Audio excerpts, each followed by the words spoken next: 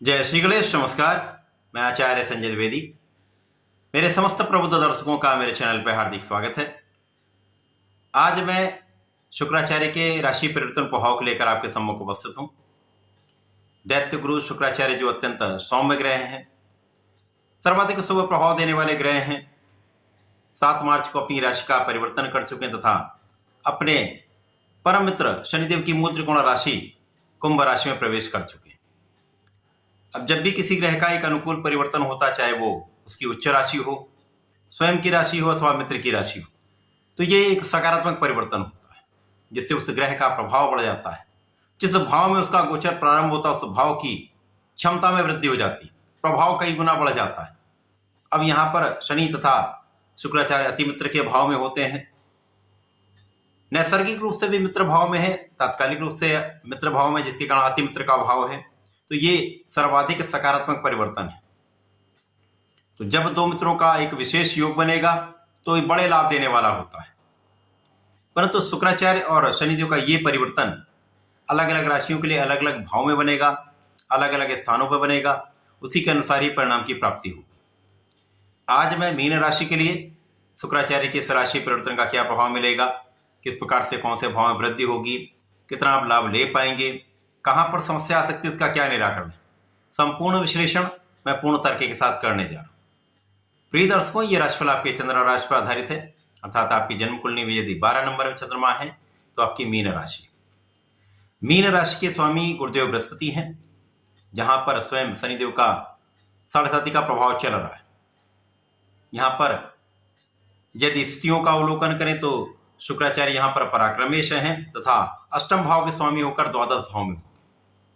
यहाँ पर ये मित्र के भाव में है, परंतु जब भी कोई ग्रह त्रिक भाव में होता है, 6ठे 8वें 12वें भाव में होता है, तो वो अपना सर्वश्रेष्ठ फल प्रदान नहीं कर पाता है, चाहे वो कितना भी विशेष योग बनाओ।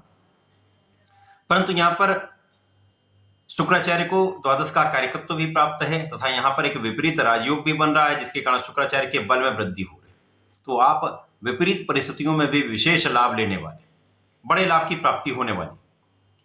अब शुक्राचार्य जो इस संपूर्ण जगत में समस्त भौतिक सुखों का अर्जन कराते हैं, धन, सुख, संपत्ति, भूमि, भवन, वाहन, ऐश्वर्य, वैभव को प्रदान करने वाले शुक्राचार्य हैं।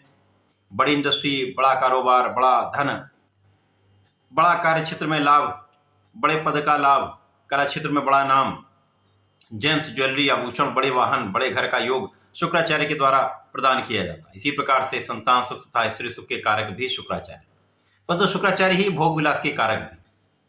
तो यहाँ पर निश्चित रूप से जो इनके कार्यकत्व के भाव हैं उनमें वृद्धि होगी तथा जिस भाव में ये जा रहे हैं वहां पर भी इसका संपूर्ण प्रभाव पड़ने वाला है। जब भी शुक्राचार्य द्वादश में होते तो यहाँ पर आपके प्रेम संबंधों में मधुरता आती है, आपके साथ जीवन साथी के साथ समस्याएं कम हो जाती हैं, आपसी प्रेम बढ़ जाता है, यहाँ पर आपके सुखों का योग बढ़ जाता है, ऐश्वर्य में वृद्धि हो जाती है। इसी प्रकार से जब शनि और शुक्र यहाँ पर द्वादश भाव में होंगे तो यहाँ पर निश्चित रूप से कुछ व्यय में वृद्धि होगी। अब जब आप अपने सुख साधन का उपार्जन करने जा रहे हैं, उनको बढ़ाने जा रहे हैं, तो कुछ धन का व्यय होगा। क्योंकि यहाँ पर ये द्वादश भाव है, व्यय का भाव है, तो यहाँ पर परिश्रम के कारक शुक्राचार्य हैं, परिश्रम के स्वामी शुक्राचार्य हैं जो द्वादश में होंगे। तो यहाँ पर आपका परिश्रम कुछ एक्सपेक्टेड नहीं हो पाएगा। जितना आप परिश्रम करना चाह रहे हैं या कितने कर सकते हैं, जितनी आपकी क्षमता है, जितनी आपकी योग्यता है, उसके अनुरूप आप उतना परिश्रम नहीं कर पाएंगे, लोगों का सहयोग भी उतना प्राप्त नहीं हो पाएगा। परंतु इस कम परिश्रम में भी आपको लाभ की प्राप्ति होती रहे। कुछ ऐसे योग बन रहे हैं जो विपरीत राजयोग है, वो आपको विपरीत परिस्थितियों में भी बड़ा लाभ देने वाला है। आपके आध्यात्मिक भाव में वृद्धि हो जाएगी, पूजा पाठ में आपका मन लगेगा, आध्यात्मिक यात्राएं आप कर सकते हैं तथा आध्यात्मिक कार्य से जुड़कर जो आप कार्य कर रहे हैं वहां पर विशेष लाभ की वृद्धि हो रही है। जो लोग विदेश जाना चाह रहे हैं तो विदेश भ्रमण हो सकता है, विदेश में रहकर कार्य करते हैं तो यहाँ पर धन का बड़ा लाभ आप लेने वाले हैं। यद्यपि यहाँ पर कुछ धन व्यय भी होगा परंतु लाभ में भी वृद्धि होगी। आपकी स्वास्थ्य समस्याएं कम होंगी, जो कुछ शारीरिक समस्याएं चल रही उनमें कमी आएगी, आप स्वस्थ रहेंगे तो मन भी आपका प्रसन्न रहेगा, आप मानसिक रूप से, शारीरिक रूप से अत्यंत प्रबल अवस्था में रहने वाले हैं, जिसके कारण आपकी क्षमता में वृद्धि हो जाए। विशेष ज्ञान में वृद्धि का संपूर्ण योग बन रहा है। अचानक धन प्राप्ति का योग बन रहा है। आपके परिवार का भाव भी प्रबल रहने वाला है। परिवार के लोगों को संपूर्ण सहयोग आपको प्राप्त होगा तथा पारिवारिक संपत्ति से कुछ विशेष रूप से लाभ का योग बन रहा है। वाणी पर संयम रखेंगे, सोच विचार कर बोलेंगे तो यहां पर बहुत सारे समस्याओं से, विवादों से भी आप बच सकते हैं। परंतु यहां पर शत्रुओं पर संपूर्ण विजय आपको प्राप्त होने वाली है। कानूनी समस्याओं में आपका पक्ष बलवान रहने वाला है, आप विजयी रहने वाले हैं तथा ऋण आप चुकाने वाले हैं। तो कुछ व्यय जो आपका हो रहा है वो आपके ऋणों को चुकाने में भी हो सकता है। तो ये समय अनुकूल है विशेष रूप से मीन राशि के जातकों के लिए, क्योंकि 7.5 का समय चल रहा है। सोच विचार कर ही कार्य करना चाहिए, अपने परिश्रम को बढ़ाना चाहिए, जस्टिफाई रहना चाहिए।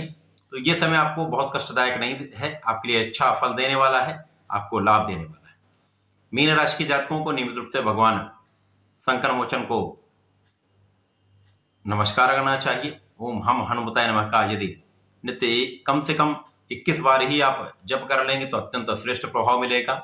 यहाँ पर प्रत्येक शुक्रवार को भगवान भोलेनाथ पर जलार्चन करें तथा मंदार पुष्प का अर्पण करते हैं तो बहुत सारे कष्टों से आप बच जाएंगे।